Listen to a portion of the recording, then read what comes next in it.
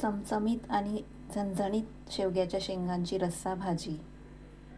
रोजच्याच साहित्यामध्ये वाटण बनवून केलेली शेवग्याच्या शेंगांची रस्सा भाजी.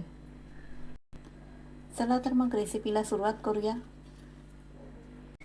तर सगळ्यात आधी इथे मी शेवग्याच्या शेंगा अशा कापून घेतलेल्या आहे आणि पाण्यात टाकून स्वच्छ धुवून पाण्यामध्ये टाकून ठेवलेल्या आहे.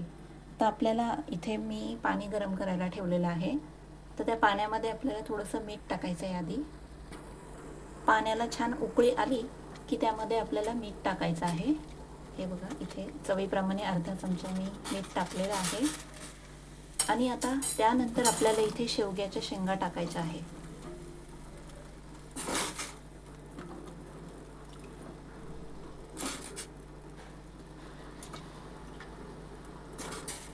आता इथे शेवग्याच्या शेंगा आपल्याला खूप जास्त शिजवायच्या नाही आहे. एक 50 ते 60% एवढे शिजवायच्या आहे. हे बघा, एक 10-15 मिनटं आपल्याला लागतील हे शिजवायला.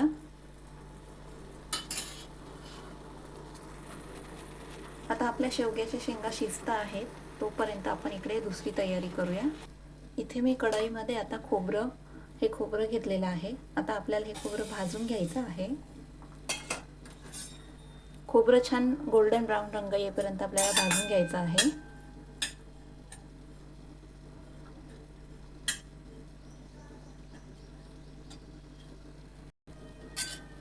हे बघा, खोबरं आपलं छान भाजलेलं आहे. आता मी हे काढून घेते. आता इथे त्याच कढईमध्ये आपल्याला कांदा भाजून घ्यायचा आहे.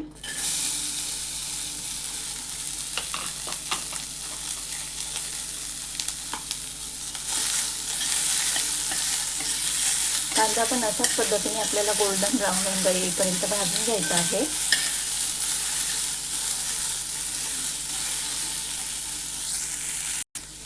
आता इथे आपल्याला कांदा भाजत असताना थोडंसं तेल टाकायचं आहे. त्यामुळे काय होईल, कांदा आपला लवकर भाजेल आणि छान भाजेल कांदा.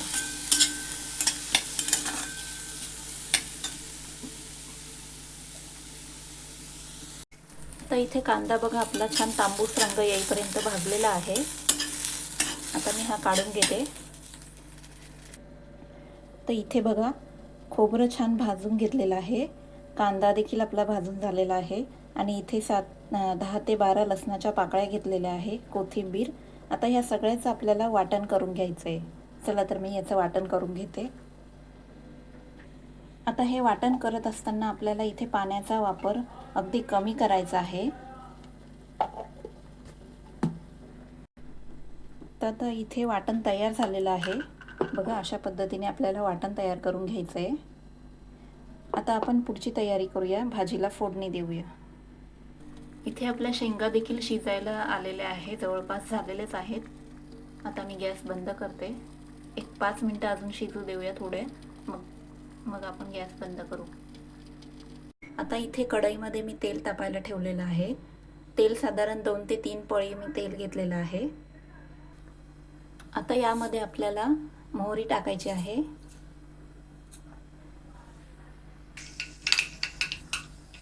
मोहरी छान तडतडली की यामध्ये आपल्याला जिरं घालायचं आहे.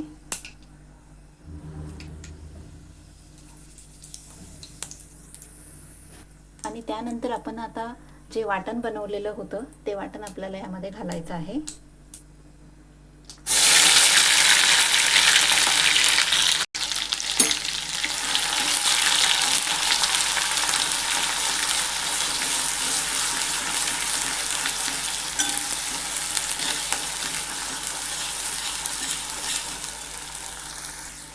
आता हे वाटण आपल्याला छान परतून घ्यायचं आहे.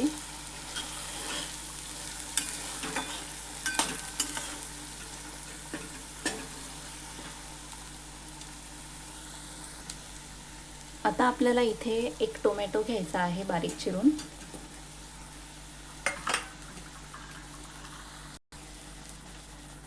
त्यानंतर मी इथे मसाले घेतलेले होते. धने पावडर, गरम मसाला, हळद आणि लाल मिरची पावडर, ते आपण टाकून घेऊया. आणि आता आपल्याला हे छान तेल सुटेपर्यंत परतून घ्यायचं आहे.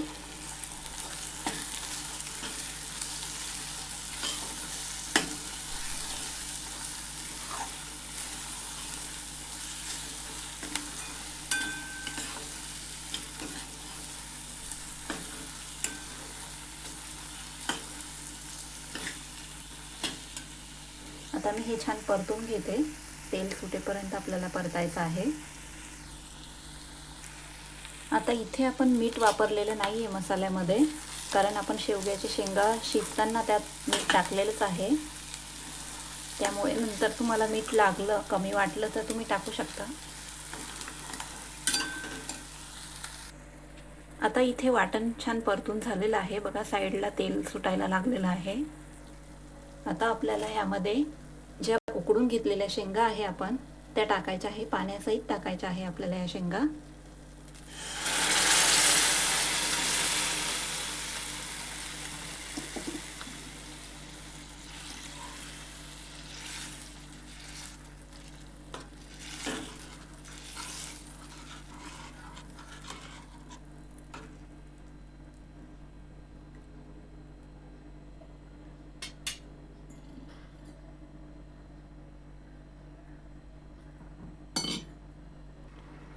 आता इथे मी भाजीला एक छान उकळी येऊ देते आणि एक 2-3 मिनटं अजून थोड्या शेंगा आपल्या बाकी असले शिजायच्या तर त्या शिजतील देखील.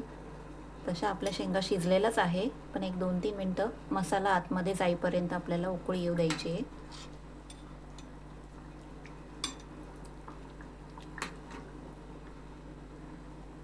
हे बघा किती छान आपली भाजी झालेली आहे, मस्त.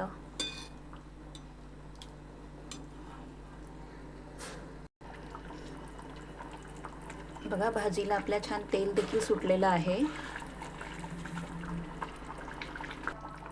तर आता आपली भाजी झालेली आहे. आता मी ही काढून घेते एका भांड्यामध्ये.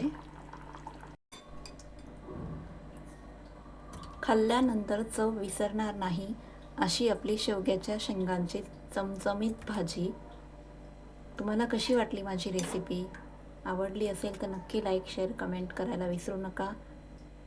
तर भेटूया पुढच्या व्हिडिओमध्ये. तोपर्यंत बाय सर्वांना. तुम्ही देखील नक्की बनवून बघा ही भाजी आणि कमेंट करून मला सांगा कशी झाली तुमची.